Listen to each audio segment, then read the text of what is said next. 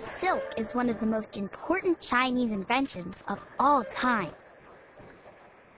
It's a very strong thread, and it makes beautiful clothing that we love to wear. Silk is also one of the main products that has made China strong, because it has made us rich. According to Mother, silk was discovered by a woman. The story is that thousands of years before now, even before the time of the Shang, the Empress Sealing-ji discovered how to unwind silkworm cocoons and turn the thread into silk. Soon, women all over China were raising silkworms. Everyone who saw our silk fabric wanted to have some of their own. They tried to figure out how we made silk, but we kept it a secret. And everyone had to buy it from us. People as far away as Rome, that's another place more than 5,000 miles from here, wanted Chinese silk, so we sold it to them.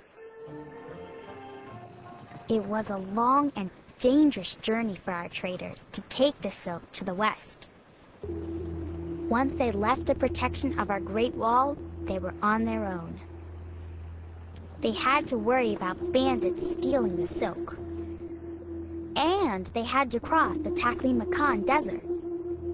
Father says that people called it the go in and you won't come out desert.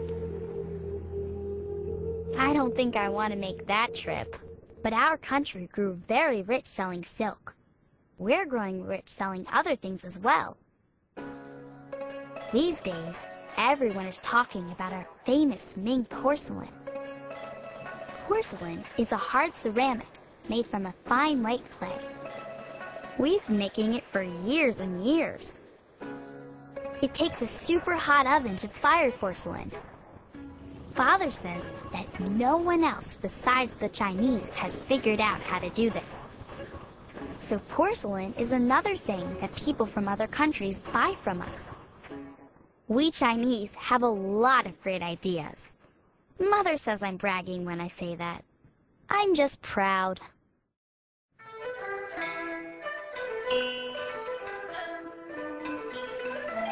Paper is another nifty Chinese invention. In the old days, people made it really thick and used it for blankets, clothes, and even shoes. I bet you wouldn't want to wear any of those things in a rainstorm. Today we wear silk and make paper just for writing. Here's how we make it. First, we chop down a bunch of bamboo, dry it, and cut it into chips. Then, we steam the chips until they are soft and grind them again and again until we have a smooth pulp.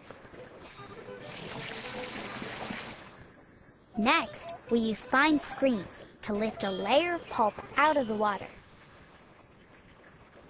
When the pulp layer dries, it's paper, just like that. It's a lot easier to work with than the oracle bones and bamboo rolls that we used to use. And that's not all. We invented woodblock prints, a fast and easy way to make a lot of copies of one thing. Before woodblocks, people would have to copy everything over by hand. My fingers hurt just thinking about it. Now we can print books much more quickly and easily. It's a great way to share information and ideas. And we have so many good ideas to share.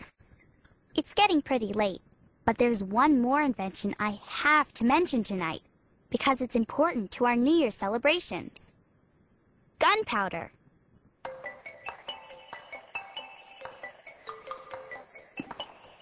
Believe it or not, gunpowder was invented by accident. Father says alchemists were actually looking for a way to turn things into gold. Mother says doctors were looking for a potion for long life. I think they're both right. Our people experimented for hundreds of years until one day when someone mixed together sulfur, saltpeter, and charcoal. The mixture created bright sparks, the very first fireworks. This is my most favorite invention. Father says that gunpowder has also changed the way we fight our wars. I think it's kind of odd that something as beautiful as fireworks is also used for fighting.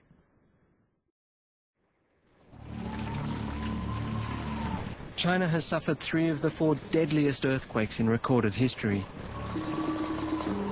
In 3,000 years, they recorded more than 2,000 quakes. These are the oldest seismological records on Earth. To the Chinese, an earthquake was not just a natural disaster. It was, in a sense, a deeply unnatural occurrence, a sign that something was profoundly wrong with the cosmos. The emperor was not ruling as he should.